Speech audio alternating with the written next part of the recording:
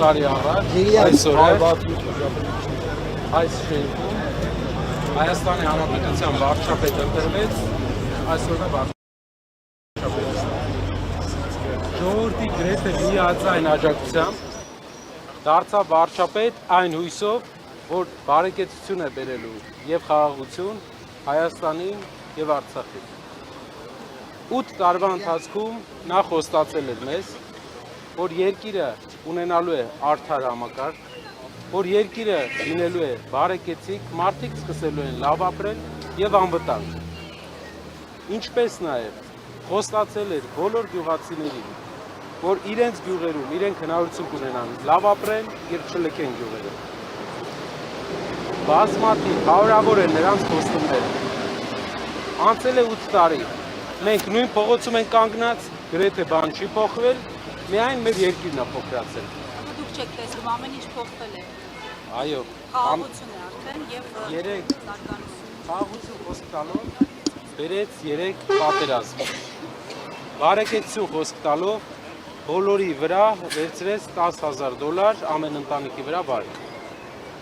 Հարկերը փոքր բիզնեսի համար բազմապատկեց 2-ով եւ այդ նույն ժամանակ խոսք տալով, որ աղքատությունը, ծայրահեղ աղքատությունը պետք է հաղթարվի երկրում, աղքատությունը, ծայրահեղ աղքատությունը չհաղթարվեց, անգամ աղքատությունը 2%-ից ավել էլ չիջավ մեր երկրում, բայց իրենք այս ընթացքում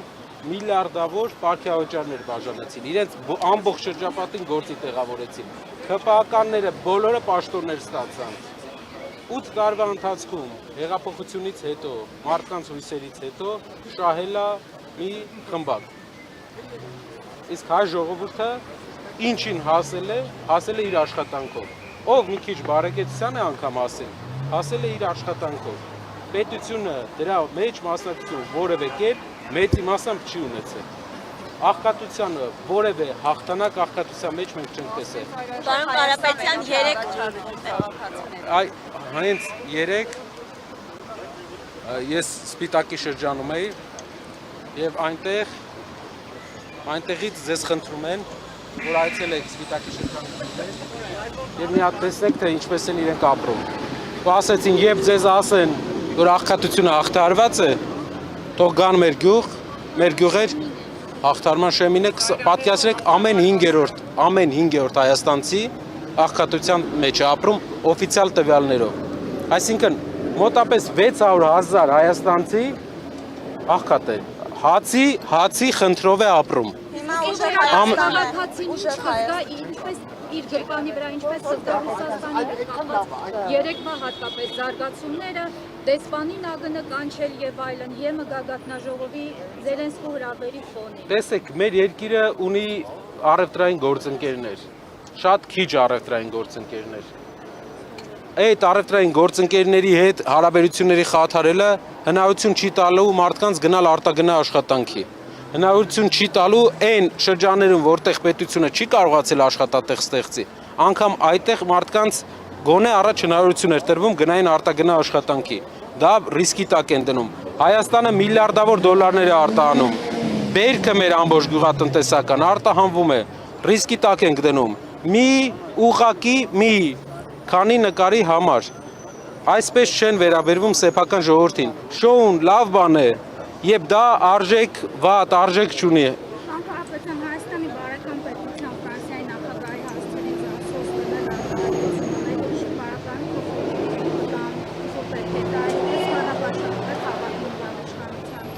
Եկեք բառապաշարների մրցույթը եթե հայտարարենք, մենք մի տեղ կա, որ մենք իրապես զիջում ենք քաղաքացիական պայմանագիր կուսակցությանը։ Դա բառապաշարների օգտագործման հաճախականության եւ տերմինոլոգիայի մեջ։ Այն բառապաշարային, այն բառամթերքը, որ իրենք են մտցրել Հայաստան, այլ երբեք Հայաստանում չի եղել։ Ամեն օր նոր վիրավորանք, ամեն օր մի նոր սանդղակ են խփում բարձրանում, ու դրա հիմնադիրը հենց այսօրվա վարչապետն է, ու մեր ժողովրդի դեռ միամիտ հատվածը շարունակում է հավատալ։ Այդ մարդը, այսինքն դուք ճիշտ եք համարում Հայաստանի վարչապետի կողմից, ես էլ ձեզ եմ հարցնում, ճիշտ եք համարում մարդկանց ձեր ներկայությամբ անգամ չեմ կարող ասել ինչ բառապաշար օգտագործել, մարդկանց հասցեին։ Երբ որ մեր երկրի ղեկավարը մեր սրբազան հայրերի հասցեին վերջի բառներ օգտագործում, դուք իրան հարցրել եք։ Պարոն Կարապետյան, Իսկ դուք երեք Նիկոլ Փաշինյանը ձեր լրատվամիջոցը հարցրել է։ Պարոն Կարապետյան, երեք Նիկոլ Փաշինյանը հասցեից հետո հայտարարեց, որ դատական հայցել էր կազմելու Սամվել Կարապետյանի դեմ ծնկերի վերաբերյալ Ինչն է հարցը, ասում է չի կերել, թե որն է խնդիրը։ Գիտեմ, դուք պետք է իմանաք այդ խոսույթը ձեր եւ Նիկոլ Փաշինյանի։ Ինչից, որ սունկ է կերել, թե որ չի կերել այդ սունկը։ Ասում է դատական հայց է ներկայացնելու, որ մնացածը չեմ գտնել։ Այսինքն սունկ չի կերել։ Պետք է ուսումնասիրենք, կերել է թե չէ, դատարանը թող ուսումնասիրի։ Կարծեմ ինձ թվում է ցանկալի կլինի բաց դատ լինի, որ դատարանը ուսումնասիրի, սունկ կերել է թե չէ, 1 տոննա թե ինչքան է կերել եւ որ պահերին է կերած եղել սունկ։ Օրինակ Facebook որ մտնում ես, մտածում ես, մոտապես գուշակում ես, կարող է հուսով եմ դա սունկն է, այսպես ասեմ։ Եթե այսպես է մեկնարկել այս խոսույթը, բավարարը ո՞նց է։ Տեսեք, այս ամեն ինչը մեր ժողովրդի համար առաջնային կարևորությունը ուրիշ բան է։ Կարապետյանի խոսույթի մեջ առաջնային բանը, որ երկրին պետք է մարդիկ պետք է իրենց տանը, իրենց գրպանի վրա, իրենց երեխաների կյանքի որակի վրա տարբերությունը զգան։ Սա պետք է մենք բերենք։ Առաջարկում է երկրի հիմնական գործը պետք է լինի առաջին իսկ օրվանից 3-4 ամսվա ընթացքում մենք մի քանի ծրագիր ենք անում։ Ծայրահեղ աղքատության ծրագիրն է 150,000 դրամ յուրաքանչյուր 5 հոգանոց ընտանիքին, ով ծայրահեղ աղքատ է։ Այդ գումարը տալու են հայ աշխարհի հարուստ հայ գործարարները 70%-ը եւ 30%-ը միայն մասնակցելու է պետությունը։ Ասեմ իմիջայլոց, ոչ ոք Հայաստանում չի կարող այդպիսի ծրագիր անի, որովհետեւ ոչ մի գործարար այսօր պետության կոչով, ոչ մի համաշխարհային հայկական կապիտալի տեր, ոչ թե այն գործարարները, ով ստիպված են ձեռք սեղմում անել, հայկական սփյուռքի ոչ մի մեծ գործարար այս իշխանության կոչով չի անի այդպես բան։ Իսկ Սամվել Կարապետյան, դուք գիտեք, գրեթե բոլոր հայ մեծ գործարարները մեր ընկերներն են, գրեթե բոլոր Սփյուռքի մեծ գործարարները մեր ընկերներն են, դուք էլ բազմաթիվ անգամ տեսել եք, գիտեք, կարող եք ուսումնասիրել։ Սոցիալական ծրագրերից անդին նաև տնտեսական եւ անվտանգային հարցեր են, տեսանք տնտեսական անվտանգային տարածաշրջանային դիվերսիֆիկացիայի մասին են խոսում այսօր իշխանությունները եւ անվտանգային եւ տնտեսական հնարավորությունները դուք ինչպես եք տեսնում, որովհետեւ ձեզ սովորաբար ասոցիացնում են Ռուսաստանի Դաշնության հետ, բայց տեսել ենք, որ վերջին տարիներին ավելի կորելացիան մեծացել է տնտեսական հենց այս իշխանությունների ժամանակ։ Այս դրան ինչ եք հակադրում։ Մի բան, անվտանգային տեսեք մեր երկրի անվտանգությունը խարխլված է։ Ինչ պետք է անենք այդ պահին, ամենաճիշտ բանը ինչն է։ Գտնենք միակ գործընկերոջ ում հետ առևտուր ենք անում ու հարաբերությունները վատացնենք։ Եթե երեք Սամվել Կարապետյանը շատ կարևոր ուղերձներ է ասել, ամենակարևոր ուղերձներից մեկը, եթե Ֆրանսիան պատրաստ է մեր հետ կնքել ռազմական համագործակցության պայմանագիր, կնքենք, սիրելի հայրենակիցներ, ռեկլամային մի նայեք, բնույթը ինչ են ստորագրել երեք։ Եթե Ֆրանսիան պատրաստ է ցույց կտա, թե Մակրոնը ինչ է արել։ Մի քանի դիվիզիոն բաստիոն է բերել, դա է ուզում ցույց տա, ժողովուրդն էլ նոր տեսակի բաստիոնը տեսնեն, մտածեն, որ բաստիոնով հնարավոր է երկրի անվտանգությունը ապահովել։ Անվտանգությունը ապահովում է համապարփակ, ռազմական արդյունաբերությամբ եւ ընդհանրապես բանակի վերափոխմամբ։ Նորմալ դիվանագիտությամբ մենք ունենք մնացել է ընդամենը 2-3 գործընկեր, ում հետ դեռ առևտուր ենք անում, ում հետ կան ինչ-որ ռազմական մինիմալ փոխգործակցություններ։ Էդ էլ քանդեն։ Գումարը տալիս ենք, զենքը չեն տալիս, պարոն Կարապետյան։ Այ դա էլ ձիրքն է հիմնական երկրի ղեկավարի։ Իսկ արևմուտքի հետ ձեր ուժը շարունակելի է խորացնել համագործակցություն։ Տեսեք, Ամերիկայի Միացյալ Նահանգներում հանրապետական կուսակցությունն է իշխանության, որի հետ արժեքային առումով դուք գիտեք, որ արժեքային առումով քրիստոնեական արժեքների վրա հիմնված կուսակցություն է, ով իշխանության վրա է, երկրի ղեկավարը Ամերիկայի Միացյալ Նահանգների գործարար է։ Մենք տեսնում ենք, կա ընդհանրություններ, կան եղել են կապեր իրար մեջ, կա Ամերիկայի Միացյալ Նահանգների այս իշխանությունների հետ մենք մեծ պոտենցիալ ենք տեսնում աշխատանքի։ Եվրոպական միության մի շարք լիդերներ, ովքեր հեսա պարտվելու են ընտրություններում, Պետք է մենք հասկանանք, օրինակ, 1 տարի հետո Ֆրանսիայի ղեկավարը ով է լինելու։ Ամենայն հավանականությամբ բոլոր հարցումներով Ֆրանսիայում փոխվելու է երկրի ղեկավար։ Տեսնենք ինչ դիրքավորմամբ ղեկավարը լինել, բայց Հայաստանի ղեկավարը չի կարող Ֆրանսիայի ղեկավարի հետ բարեկամ չլինել։ Բոլոր մեր առաջնորդների ժամանակ, հիշում եք ֆրանկոֆոնիան, հիշում եք մինչև այդ Ֆրանսիայի ղեկավարները եկել են մեր ազգերը բարեկամ, եղբայրական, բարեկամ ազգեր են։ Երկրի ղեկավարի ձիրքը չէ, դա ազգի ընդհանուր երկու ազգերի ձիրքն է։ Ու դա ոչ մեկ չի կարող դա ոտնատակ տալ, ոչ մեկ չի կարող այդ բարեկամությունը մենք միայն զարգացնելու ենք։ Երբ ասում են Ֆրանսիայի հետ հարաբերությունները լավացնումը, հարգելի հայրենակիցներ, դուք գիտեք, ինչքան է աճել արտանումը Հայաստանից Ֆրանսիա քաղաքացիական պայմանագիր կուսակցության ժամանակ 20%-ի չելա։ Իսկ Ռուսաստան ինչքան է աճել։ Ռուսաստան 400 անգամ ավելի շատ ապրանք ենք սկսել ուղարկել, քան Ֆրանսիա ենք ուղարկում։ 18 թիվ։ Կարապետյան։ Ազգային ժողովի մոտ այս ընտրությունը ստեղից մեկնարկը նորից միակ Հիմնական, այո, 8 տարի առաջ այսօրը այստեղ իշխանության է եկել մի մարդ, ով խոստացել է ամեն ինչ, բայց մեր ժողովուրդը ստացել է գրեթե, այո, շնորհակալ եմ։ Քաղաքական ուժն հերթական ջան, հարց էի դուք։ 8 տարի առաջ իշխանության եկել մարդ, ով այսքան բան խոստանալուց հետո մենք այսօր տեսնում ենք, որ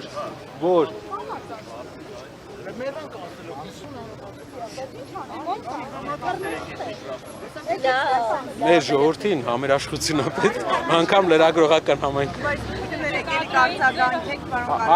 Այս մարդկանց փոփոխության համար մենք հայ ժողովրդին, բոլոր ընդդիմադիրներին կոչ ենք անում, բոլոր ընդդիմադիր հայացքով մեր հայրենակիցներին, ժողովուրդ ջան, ժյուրի մրցույթ չի,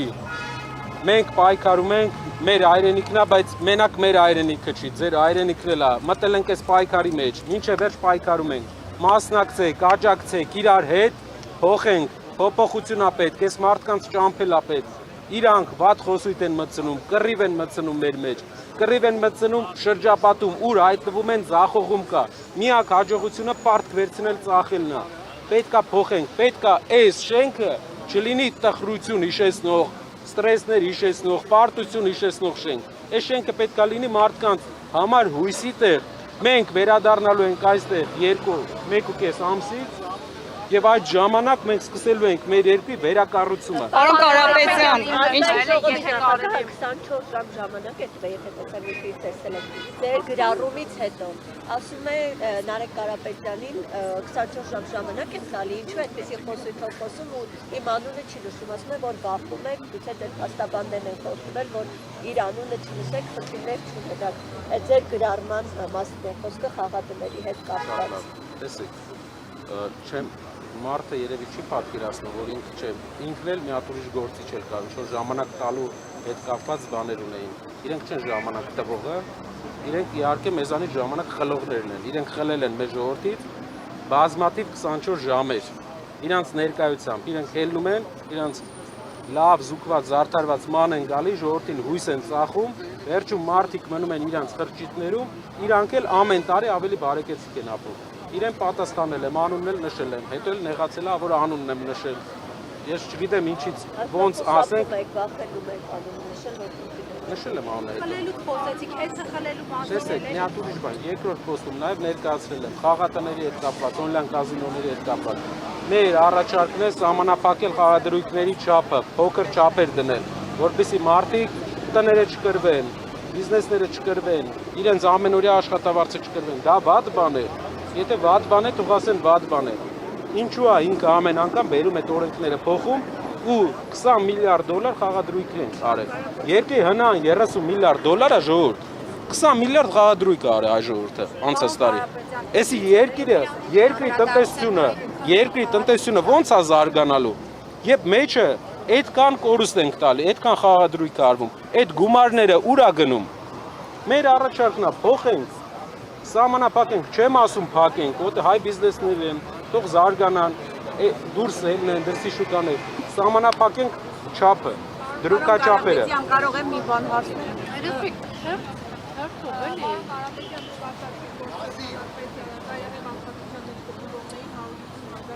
Այո։ Այս դեր նախաձեռնություններ եք քննադատության ենթարկվել այն համատեքստում, որ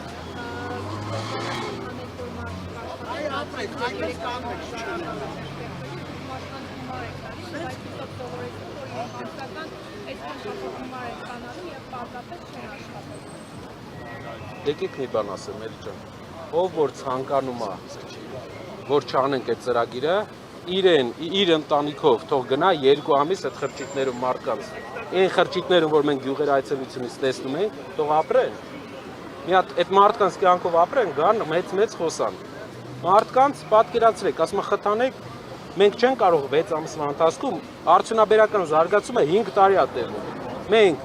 այս հարյուրավոր գործարանների կառուցումը տևելու է 5 տարվա process է, բայց մարդիկ ծայրեղ աղքատ են այսօր։ Երբ հայ ժողովրդի մեջ կան այսքան միլիոնատերեր, միլիարդատերեր Սփյուռքում, ովքեր իրապես լավ իշխանության ժամանակ հարգալից իրենց հանդեպ իշխանության ժամանակ ուզում են օգնել իրենց հայրենակիցներին։ Երբ որ գան, օգնեն, բյուջեն որևէ 30% է մասնակցում, այն էլ հետո հարկերով հետ կստանա, 70%-ը մեր շրջապատի գործընկերներն են անելու, ժողովրդի համար։ Դրանից լավ ծրագիր ո՞նց կարելի է քննադատել այդ ծրագիրը։ Պարոն Կարապետյան, ինչպես է ստացվում, որ ձեր ուժի հետ կապված ընտրամաշով ոնց է երեխեք հասարակական ունենալու ոնց է ինքավորվելու որ հնարավորություն չունի ստալու Տեսեք, պատմական ունիկալ շրջան է ու պատմական ընտրություններ են նրանով, որ հիմնական ընդդիմադիր առաջնորդը տնային կալանքից է կառուցողական process-ներին մասնակցում։ Երբ որ հնարավորություն լիներ ինքը այստեղ լիներ, դու կարայիք այդ հարցերը իրեն տայիք։ Եվ հիմնական հարցը ինչն է, արդարություն խոստված իշխանությունը իր ընդդիմադիրին կալանավորել է, ու կալանավորել է բոլորս գիտեն քաղաքական հոդվածով։ Ժողովուրդ ջան, մարդ կա որ կասկածում է որ քաղաքական հոդվածով է կալանավորել։ Այս մարդը վերածվում է դիկտատորի, նոր սկսում է վերածվել։ Այն բաները ինչ ինքը կանի ընտրություններում իր քիչ հավանական հաջողության դեպքում, սա դեռ մուլտնա։ Հենց այնպիսի բաներ է սկսելու անել, որից մեր ժողովուրդը զգալու է սովետական ամենածանր բռնաճնշումների հոտը։ Մարդը աշխատանքից հարյուրավոր մարդիկ է հանում։ Մարդը ուղիղ հայտարարում է, որ բոլոր պաշտոնյաներին ես գաղտնա լսում եմ։ Պաշտոնյան իրավունք չունի ընդդիմադիր լինի։ Որևէ պաշտոնյա պետական։ Իրանք սարքում են ոստիկանական երկիր։ Մի հատ օրինակ բերեմ, որ դուք հասկանաք։ Ամերիկայի հետ համաձայնագրի մեջ փոխգործակցության Ադրբեջանը մտցրել էր նույն կետը Ադրբեջանում, այսպես էր։ Ադրբեջանը ռազմական համագործակցության ռազմական զենք գնելու իրավունք էր ստացել։ Նույն կետով Հայաստանը ոստիկանության աջակցության սարքավորում էր ստացել։ Ոնց է մասնակցելու պարոն Կարապետյանը։ Հանրային ելույթները հիմնականում իհարկե տնից եւ տնային կալանքից է լինելու։ Ցավոք դա այդպես է, բայց մենք այս վիճակում ենք, որ երկրի իշխանությունը հատել է նաև այդ սահմանը, բայց պետք է ժողովուրդ ջան, մենք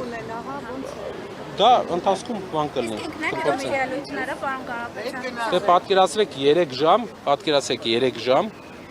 3 ձեր հարցերին պատասխանել է։ Այդ մարդն էր պատասխանում, թե ուրիշ մարդ էր։ Այդ մարդն էր պատասխանում։ Պարոն Կարապետյան, եւ վերին դարսի հետ կապված է հայտարարությունը, որ